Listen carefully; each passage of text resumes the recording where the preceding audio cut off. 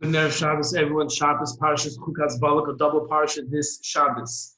One of the main themes that we read in Parshas Chukas, besides the Paraduma, we have the famous story of Meriva. This was the incident where Moshe Rabbeinu, on his level, committed an Aveira, and therefore he was not able to go into Eretz Yisrael. So two questions to ask our family or friends at the Shabbos table. One question is, what exactly was the Aveira? And this, if you look around in all of our Foreshim, everyone discusses. It's not so clear from the Psukim. The simple understanding is that Moshe Rabbeinu should have spoken to the rock. Instead, he hit the rock. Why that was such a travesty, the Meforshim discuss. I want to share with you a unique approach that the Meshech brings, B'Shem of Yosef Albo, who was a Sephardi Makubal from the 15th century. But before we do that, I want to ask you a question. And the question you should ask others as well. We find by Nevi'im, there are certain Nevi'im that, let's put it this way, being a Navi means that a person has communication with the Kadosh Baruch Hu, direct communication with Hashem, with the Almighty. But sometimes we find Nevi'im are very creative. Nevi'im take the first step and they make demands of Hashem, and Hashem listens. Al derech tzaddik goizer, the tzaddik decrees, v'hakadosh baruch hu makayim, and Hashem fulfills what the tzaddik decrees. We have this by Yehoshua when the sun should stop, and it stopped. And Eliyahu Bahar Carmel, that Eliyahu basically told Hashem, I need the fire to come down and consume the korban, the sacrifice that I just doused water on. So we have such precedents. Moshe Rabbeinu, who was the Avla Nevi'im, he was the main Navi. Did Moshe Rabbeinu ever on his own issue a demand from Hashem? Midin Tzadik Goizer v'Kadosh Baruch Hu Makayim. Did Moshe Rabbeinu ever make a demand and say, I need this to happen? Right? Kriyas Yamsuf, Hashem told Moshe Rabbeinu. The Mon, Hashem told Moshe Rabbeinu. Did Moshe Rabbeinu ever initiate a miracle? If not, why not? And if yes, why only in those times, or that time? That's what we're going to see with the Meshech. So without further ado, so in Pasuk Chav, Perek Chav, Pasuk Yud Aleph, that's the Meshech, that's the Pasuk of a Yetzu Mayim Rabba, V'Teishta Edu V'Ilu. Moshe Rabbeinu hit the rock, the water came out. Zok the Meshech. The Re Elboy in Sefer Ikram in Maimer Dalet, Perek Chav Beis, Choshev Kichata Kichet Meriva Hu Al Shloi Kidesh Moshe Shmoi, Kikasher Ra'ah.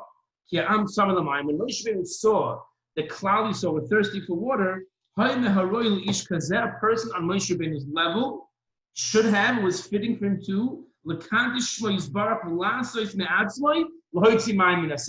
Rabbeinu should not have waited to ask the Kadosh Baruch Hu to perform a miracle. Moshe Rabbeinu himself should have gone and performed the miracle himself and, so to speak, twisted Hashem's arm, so to speak, that the other Nevi'im have done, and forced the miracle to happen. That was the Aveira, says Rav Yosef Elboy in Meriva. Hashem is always going to listen to what the tzaddik wants to do, especially if it's to give water to Kadosh Baruch Hu's flock.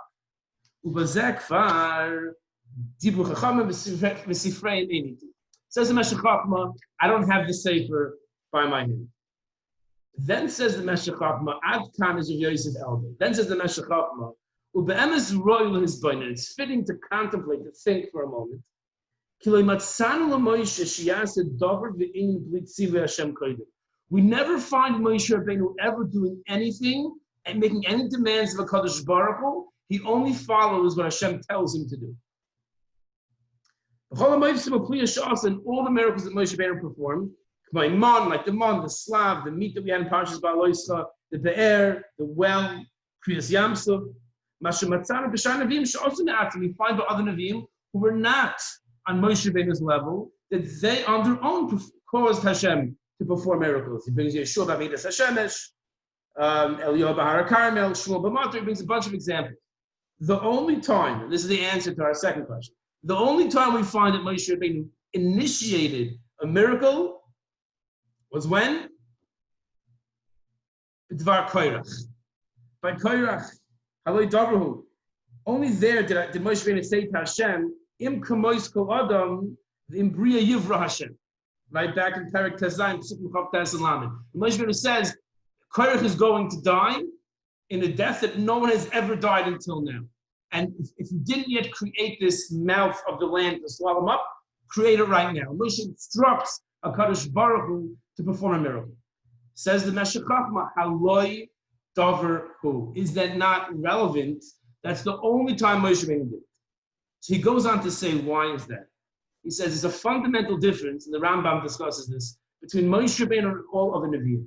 All other Nevi'im spoke to Hashem ba'aspaklaria she'enim ira, which means they were in a trance. His lashon is k'mishtageya. They were like, if you tried to talk to them, they couldn't talk. When they received their prophecy, the other Nevi'im, they were mufshat ha'choymer mushula ha'chushim.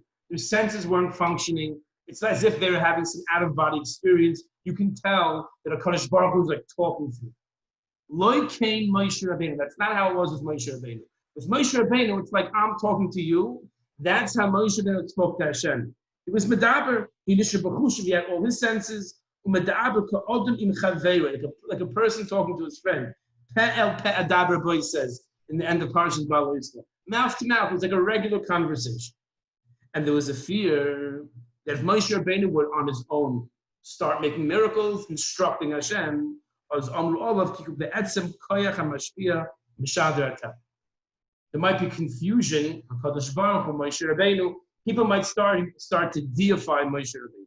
That was what Moshe was scared of, to make him into a god. So since it was easy for a person to make that mistake and think that maybe Moshe Rabbeinu had some power on his own, the other Nevi'im, they knew they didn't, because they saw when they had the Nevuah, they were in a trance. It was clearly Hashem. Moshe Rabbeinu was a regular person talking, and he was, when he was a Navi. Therefore, it was Kal Litosh the Kel Shakai, and therefore, he never made a naze by himself, only if Hashem commanded him. That's when he made the miracle, so everyone knew what the story is. But when it came to Kairach V'Adosoi, what happened, they were tining against Moshe Rabbeinu. They were all the same. Ka'am, K'koyim, K'katan, K'dodol. Why did you take the Malchus for yourself and you gave the Kahuna Gedula to Aaron HaKohen? It's not fair. That was an attack, a personal attack on Moshe Rabbeinu. Kairach was the only time. It was a personal attack on Moshe Rabbeinu. You made it up. It's not from Hashem. You did it for yourself. A personal attack. There, Moshe Rabbeinu knew that if he performs the miracle, if he initiates the miracle, no one's going to think he's Hashem. Says Moshe, says Meshech, Moshe did it on his own. So obviously, even if he proves them wrong, no one's going to think that he's Hashem. They're coming and saying, you're a stammer person, you're a shakal, you're a charlatan, you're making it up. So he's going to prove he's not, but they're not going to think he's God. The whole Taina was against him, that he's a lower person. And therefore, that was, he did his miracle to show that it's all Ratzon Hashem. But what happens now, says the Meshech Chochma, right, for Rabbi Yosef Elboy, meaning Meshech Chochma is bothered by Moshe Rabbeinu never performed miracles on his own. Why is there a Teviyah on Moshe Rabbeinu now with Meriva? He never did miracles on his own except for Kairach, but there was a personal affront to him, so there was no fear anyone's going to think that he's God. But if you would initiate any other miracle, people might come to make a mistake and think that he's a Kadosh Baruch Hu.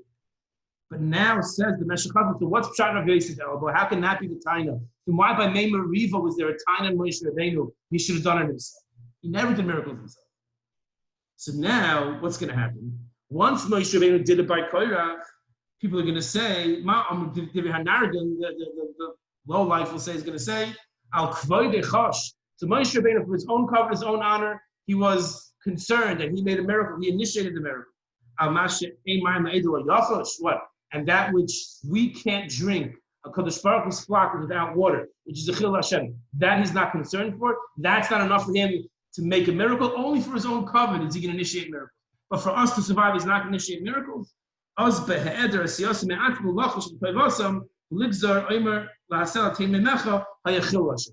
now there's going to be a Chil Hashem, because they're going to see these two incidents together. They're going to see for his own covenant, he initiated a miracle, and for the Chil Hashem of the Yid not having water, Hashem's flock doesn't have water, then Moshe Rabbeinu does not get involved and doesn't do anything.